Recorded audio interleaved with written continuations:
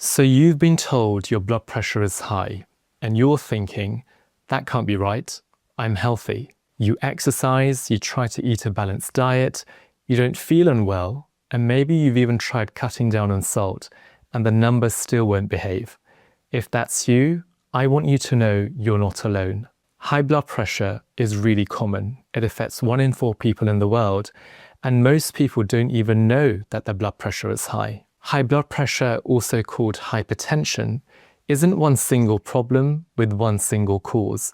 It's the final output of several systems in your body interacting. Your blood vessels, your kidneys, your hormones, your nervous system, your sleep, your stress levels, and your day-to-day habits. When you understand those systems, your blood pressure stops feeling mysterious and starts feeling solvable, step by step, without panic. Now here's the promise I'm making you. By the end of this video, you'll understand why your blood pressure is high, you'll know the most common drivers, how to spot which driver is most likely in your case, and what to do next from today to start bringing those numbers down safely and predictably. If it's your first time here on my channel, welcome. My name is Hafiz and I'm a cardiologist based in London. I create videos to help to keep your heart healthy and explain heart conditions in a way that I hope is easy to understand. If that interests you, then click on the subscribe button and bell icon so you get notified every time I release a video. Now let's start with what blood pressure actually is. Blood pressure is literally the pressure of blood pushing against the walls of your arteries, the pipes that carry blood from your heart to every organ in your body. A normal reading is typically around 120/80 millimeters of mercury. The top number, the systolic blood pressure, is the pressure when your heart squeezes. The bottom number, the diastolic pressure, is the pressure when the heart relaxes between heartbeats. And in plain language, your blood pressure mostly depends on 2 things: how much blood your heart is pumping and how tight or relaxed your blood vessels are. If you think about your central heating system in your house, and your heart is the boiler, and your blood vessels the pipes that take that hot water to keep your house, i.e. your body, warm. If the pressure is really high in the boiler, it's going to damage the pipes, and over time, something is going to give. If there's more volume in the pipes, pressure tends to rise. If the pipes narrow because vessel walls are constricted, pressure tends to rise. And if the pipes become stiff, less elastic, pressure tends to rise, especially the top number. When you think of it that way, it becomes obvious why just cut salt doesn't always fix blood pressure. Salt can increase blood volume because water follows sodium, but blood pressure can also be driven by vessel tone, by stiffness, by stress hormones, by sleep disruption, by medication effects, and by metabolic signals that change what your kidneys do with the sodium in the first place. So yes, salt matters, but it's not the only factor. Hypertension is diagnosed when your readings consistently stay at 140/90 or higher. Over time, too much pressure puts stress on your arteries, making them stiffer and more likely to clog. Now, blood pressure is a continuous variable. There are different cutoffs suggested by the different scientific guidelines. In the UK, we generally follow the NICE guidelines. In the US, the cutoff is slightly lower, and the European guidelines also suggest slightly different blood pressure cutoffs. But all the guidelines agree that 140/90 millimeters of mercury or higher is hypertension. Uncontrolled hypertension increases your risk of heart attack, stroke, dementia, chronic kidney disease, and even eye damage. And we know this as the very first clinical trials were in blood pressure, so we have robust evidence that high blood pressure is not good for you. The tricky thing is that high blood pressure rarely has obvious symptoms. You might not feel dizzy, have headaches, or notice anything at all until a serious complication happens. That's why regular blood pressure checks are so important. Now, I want you to do something that most people skip, and it's one of the biggest reasons people stay anxious about their blood pressure. I want you to make sure your readings are real. Blood pressure is not like cholesterol, where the numbers stay fairly stable day to day. Blood pressure changes minute to minute. You can be perfectly healthy and still get a scary reading if you measure it at the wrong moment or in the wrong way. That's why you can't feel your blood pressure accurately. You have to measure it properly. In clinic, I always recommend to patients to measure their blood pressure at home. You can get a validated blood pressure device online or from your local pharmacy. It's about £20 here in the UK. And think of it as an investment for your health. If you measure at home, here's the mindset. We're not hunting for the single highest number you've ever seen. We're trying to find your true average. Proper home monitoring is a short, structured period where you measure in a consistent way and then look at the pattern. A home average around 135 over 85 or higher is commonly used as a threshold for hypertension, while clinic readings use a slightly higher threshold because clinic readings tend to run higher. The point is this: don't diagnose yourself based on one scary number. Confirm the pattern. And technique matters more than people realize. Avoid checking within about 30 minutes of drinking coffee or tea, eating a large meal, or exercise. Sit quietly for 5 minutes first. Sit with your back supported and your feet flat on the floor. Don't talk while the cuff is inflating. Put the cuff on a bare upper arm, not over clothing, and support the arm so it's relaxed and roughly at heart level. Then take 2 readings about a minute apart. Do this morning and evening for a week and focus on the average rather than the highest number you've ever seen. Another practical tip that people often skip, at least initially, is measuring both arms.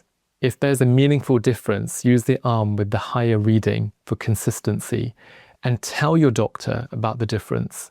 Also, bring your blood pressure device to an appointment so your doctor can check your technique and, if needed, the monitor's accuracy. This matters because a single high reading is not a diagnosis, a consistent average is. Okay, so let's assume you've measured properly and your home averages really are high. Now we can talk about why. I've done an entire video of how to measure your blood pressure at home, so check it out after you've finished watching this video.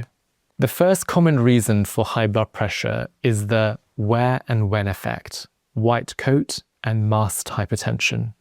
White coat hypertension is when your blood pressure is mainly high in clinical settings.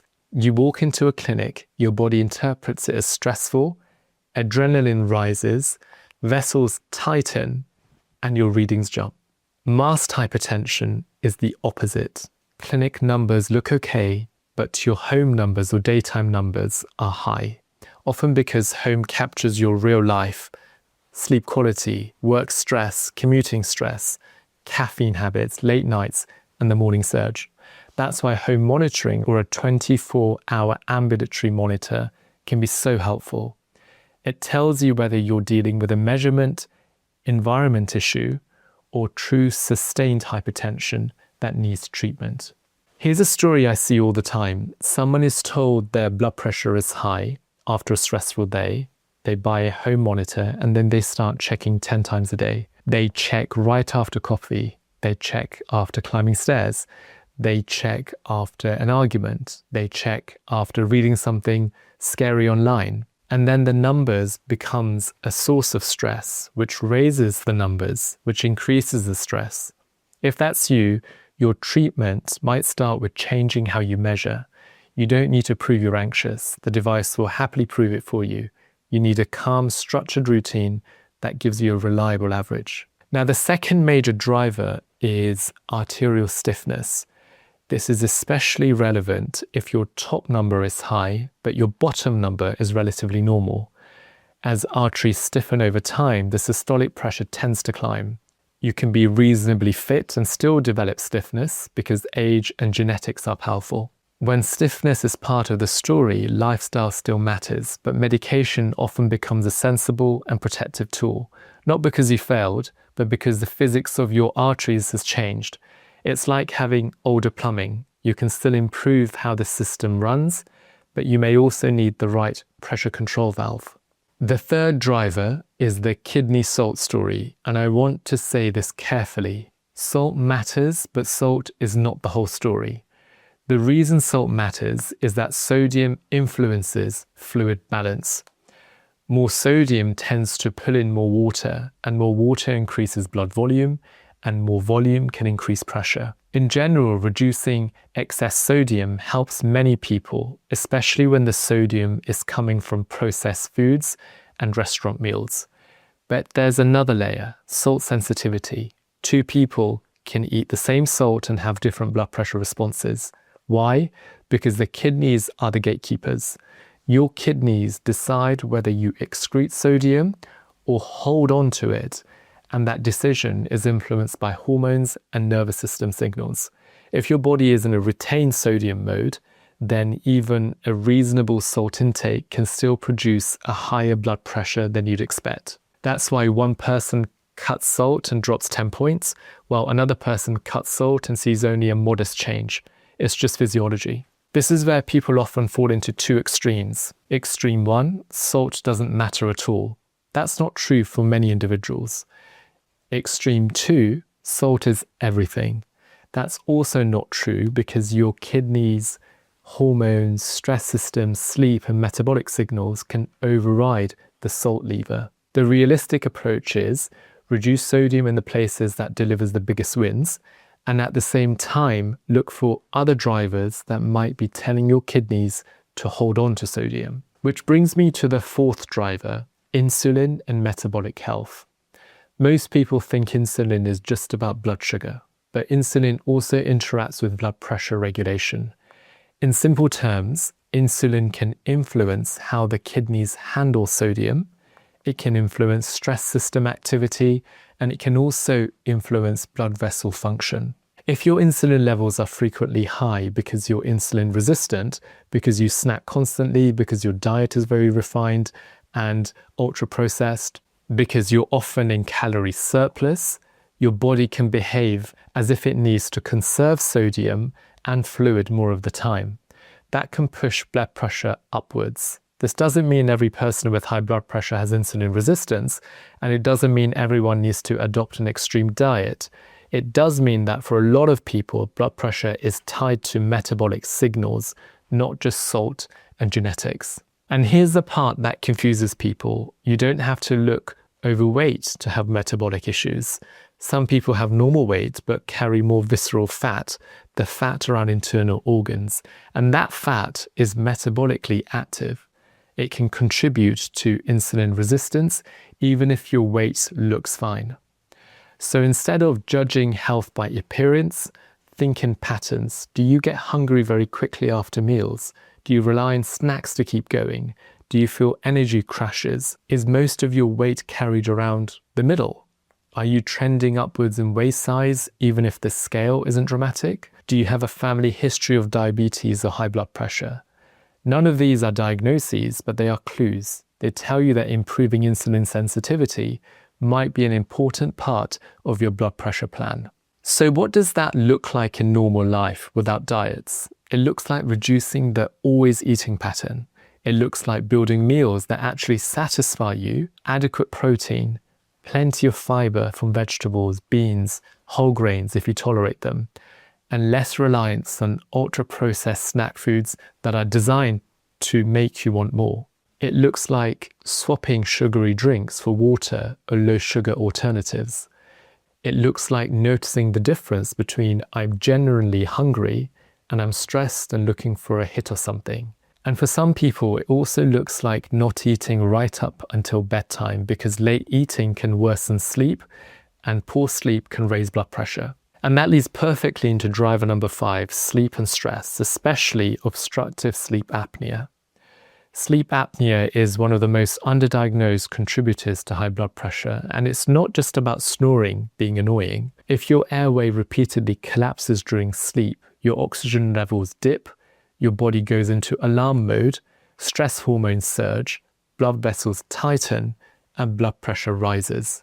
Many people with sleep apnea lose the normal nighttime dip in blood pressure, and they can have a strong morning surge. So if your blood pressure is especially high in the morning and you snore, wake unrefreshed, feel sleepy in the daytime, wake with headaches, or your partner says you gasp or choke in sleep, please don't ignore that. Sleep apnea isn't just about feeling tired. It can be a genuine medical driver of blood pressure and cardiovascular strain. The solution isn't willpower. The solution is assessment and appropriate treatment. Stress is similar in that it's not a character flaw. It's a biological state. Prolonged stress keeps your nervous system switched on more often, increases vessel tone, and can worsen sleep, which then worsens blood pressure, which then becomes another stressor. If your life is chronically intense, poor sleep, constant deadlines, caring responsibilities, financial stress, your blood pressure may reflect that. And yes, it's annoying because you can't always remove stress, but you can reduce the load. Better sleep routines, reducing late night caffeine, building daily movement, and using stress management practices that actually fit your personality rather than what looks good online. Now, driver number 6, medications, substances, and health products that quietly raise blood pressure. Someone can do all the right lifestyle things and still have high blood pressure because of something they're taking regularly.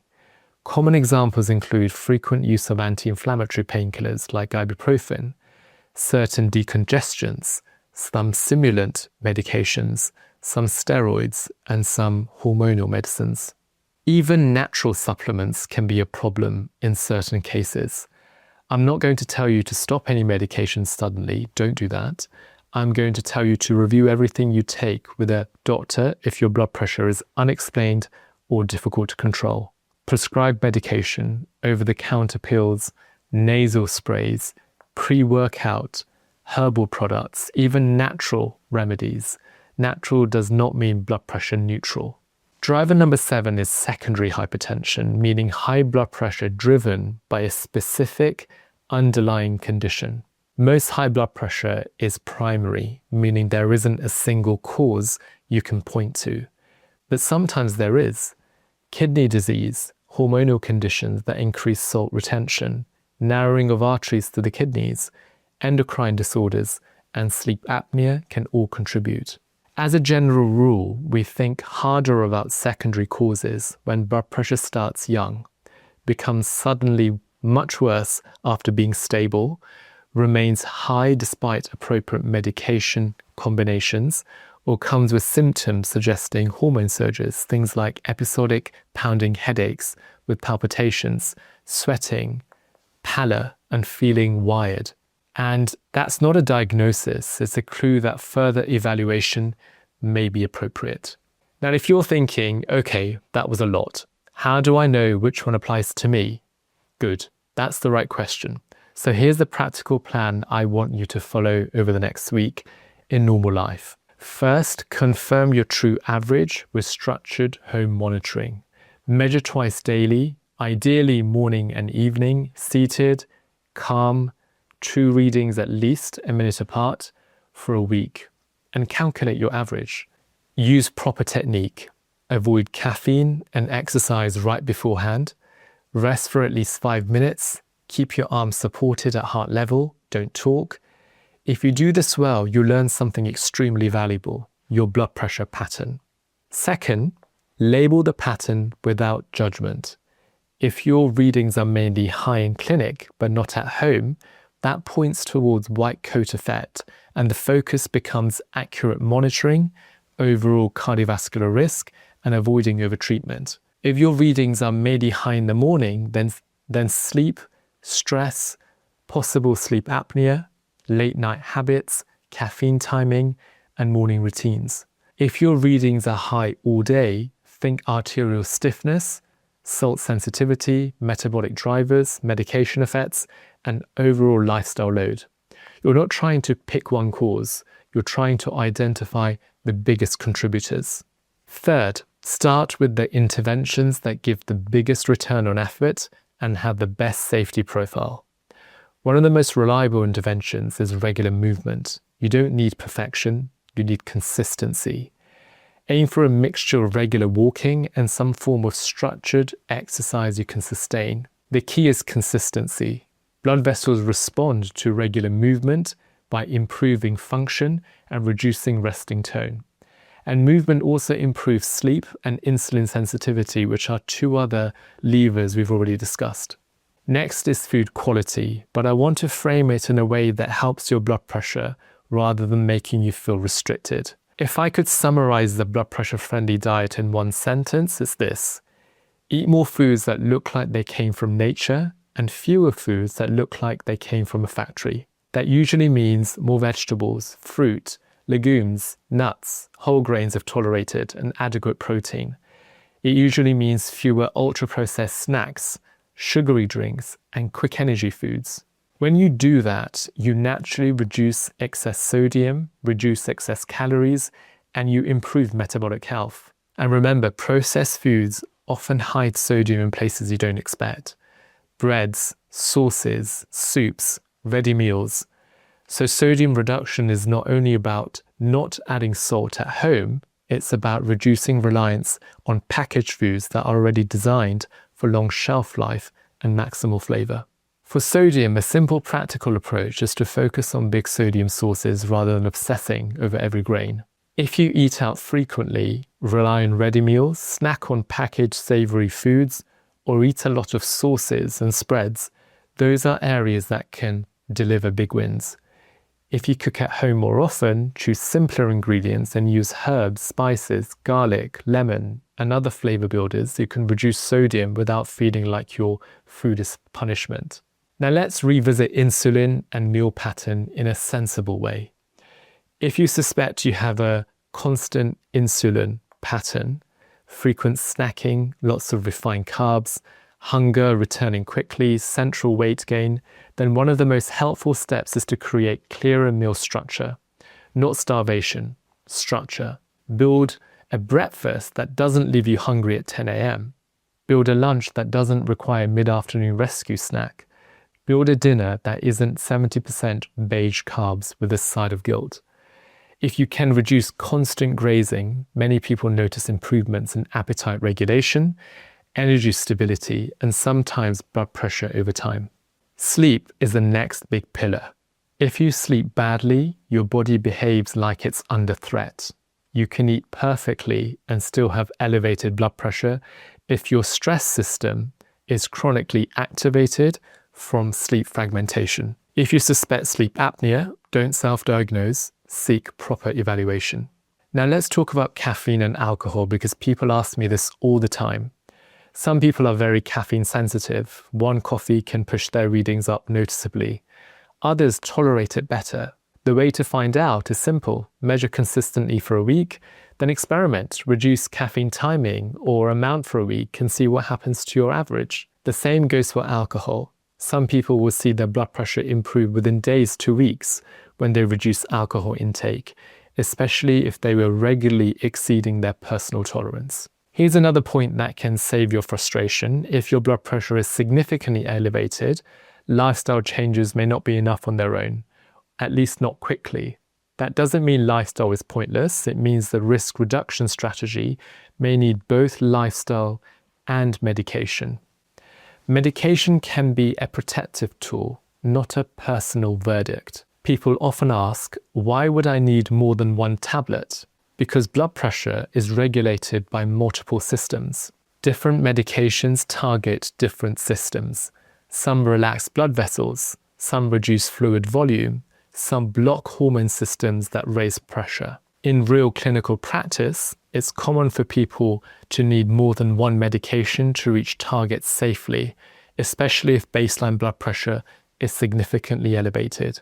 If you're already on medication and your blood pressure is still high, there are a few common reasons. One is that the diagnosis or pattern wasn't confirmed properly. Another is adherence. People miss doses more often than they admit, especially if they don't feel any symptoms. Another is that a hidden driver is still active: sleep apnea, high sodium intake from processed foods, heavy alcohol intake, chronic stress, or a medication that raises pressure. Another is resistant hypertension, which is when blood pressure stays high despite multiple appropriately chosen medications. The good news is that uncontrolled doesn't mean untreatable. It means investigate drivers and optimize the plan. Now we need to talk about numbers without creating fear. What numbers should trigger urgent action? Very high blood pressure is important, but the response is guided by symptoms and evidence of organ involvement, not just one number. If you repeatedly see extremely high numbers and you feel unwell, chest pain, severe headache, confusion, breathlessness, or anything like that, seek urgent medical care. Let me also address blood pressure anxiety. The more you fear the number, the more the number rises. If home monitoring makes you feel anxious, it may be better to do a short, structured monitoring period and then stop daily checking, rather than turning your life into a constant measurement loop. Your goal is control, not obsession. Now, I want to give you a simple way to think about your blood pressure that makes it feel less random. Imagine your blood pressure has a set point like a thermostat. Your kidneys, hormones, and nervous system work together to maintain what your blood pressure thinks is the right pressure to deliver blood to organs.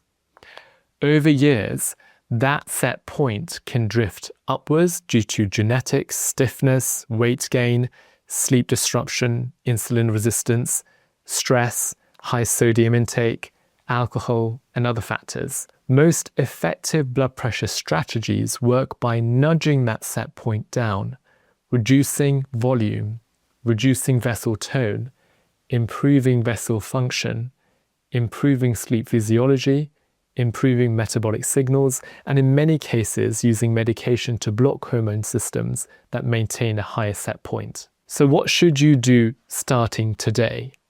Here's a practical sequence. Stop guessing and confirm your average with proper technique for 7 days.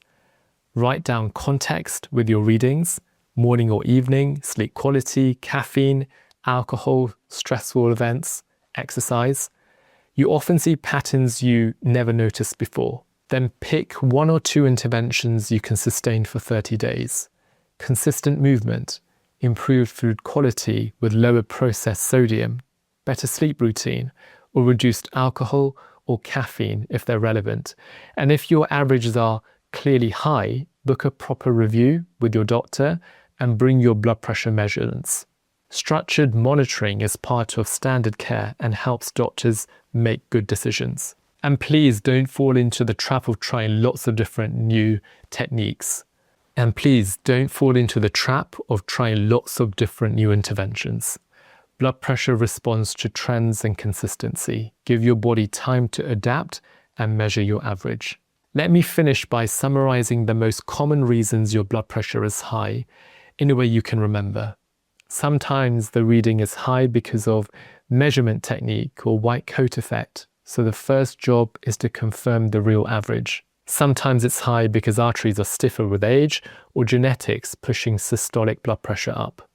Sometimes it's high because the kidneys are retaining sodium and water and salt sensitivity is part of the story, even if you're not eating lots of salt.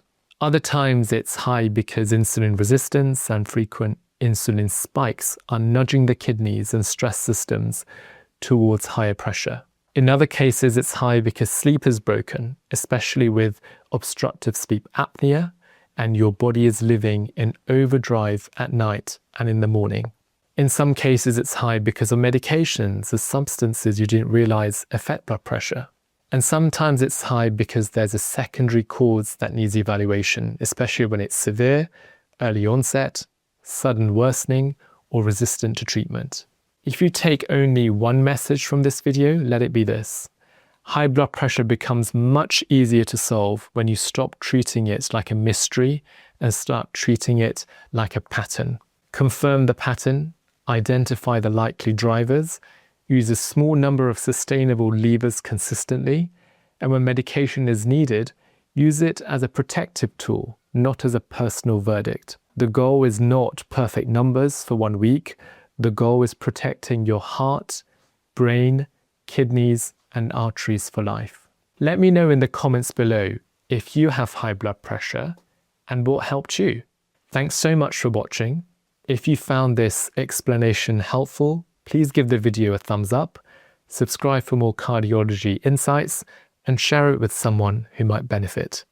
See you next time.